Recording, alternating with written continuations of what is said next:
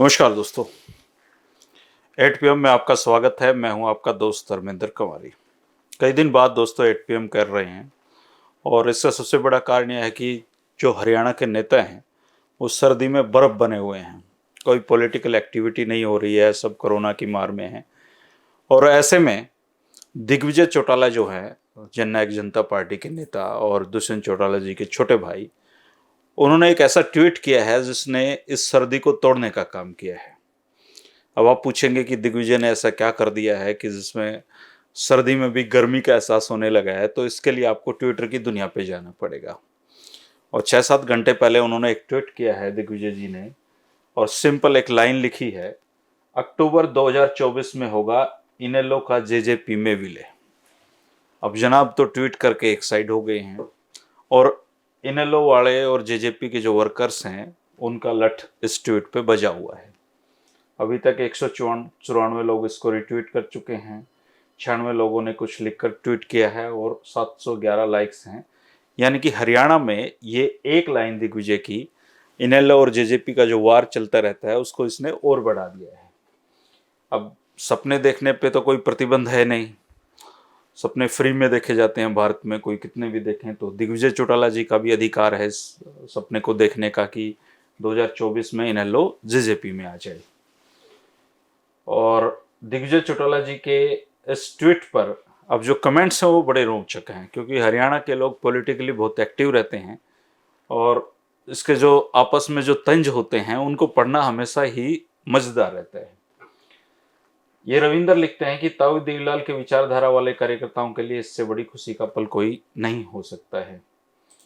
और फिर संदीप सूरा लिखते हैं कि थम बांटोगे कि ताऊ की विचारधारा का सर्टिफिकेट, इन बीजेपी के तलवे चाटू के पीछे कोने लगे असली लोग दलीय। अब पवन बॉक्सर लिखते हैं, हरियाणा का मुख्यमंत्री चौधरी अभय सिंह चौटाला जी होंगे और दुष्यंत खुद की सीट भी नहीं जीत सकता है। अब देव सरवा दुष्यंत जी की जय बोल रहे हैं और जयदीप का ध्यान लिखते हैं कि दुष्यंत भाई भाजपा में जा रहा है, सबको पता है। आपका इनेलो में स्वागत है, यदि बड़े साहब आपको माफी दे दे तो। प्रदीप कुमार लिखते हैं कि पिछली बार अभय जी पुत्र मुंह में ना होते तो सरकार हमारी ही होती, गठबंधन की नहीं। संदीप सुरा लिखते हैं, अभय पुत्र मुंह में नहीं, थम कुर्सी मुंह में थे, सच तो लिखने की हिम्मत रखो। इस पे जब से ये ट्वीट उन्होंने किया है इस पे लड़ाइयां चल रही हैं।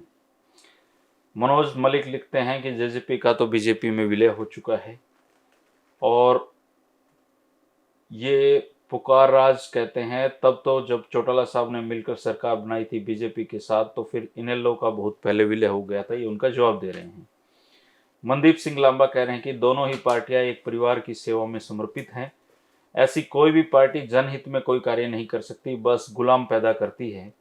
प्रदेश का युवा सच्चाई जान चुका है, विलय का तो पता नहीं, जल्द ही विलुप्त हो जाएगी। चौथी पीढ़ी आ गई लुटेरों की, ये लिखते हैं एथिस्ट। हिसार जींद सिरसा वहीं के वहीं हैं। हुड्डा साहब 10 साल के लिए बने थे, रोहतक जज्जर सोनीपत को चमका दिया।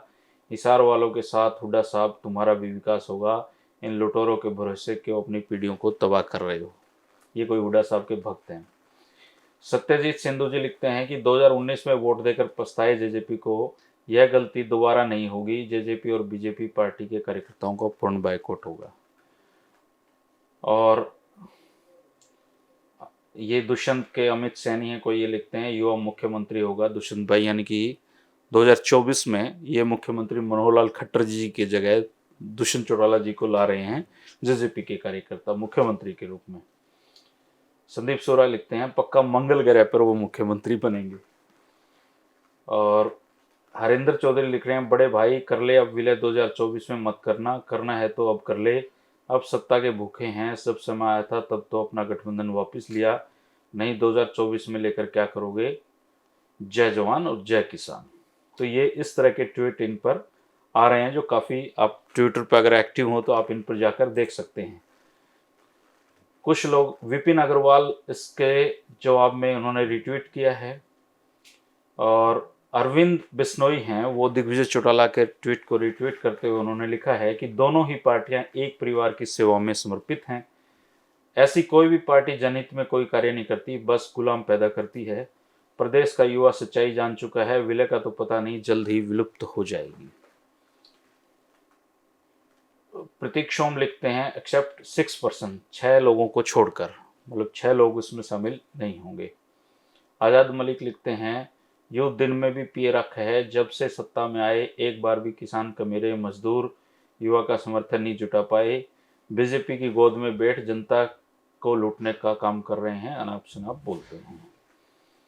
और विजय हिंदुस्तानी लिखते हैं यह बात तो जेजेपी के बनने के समय ही पता थी कि आईएनएलडी को अपग्रेड करने के लिए सब ड्रामा किया जा रहा है, सब एक थाली के चट्टे बट्टे हैं।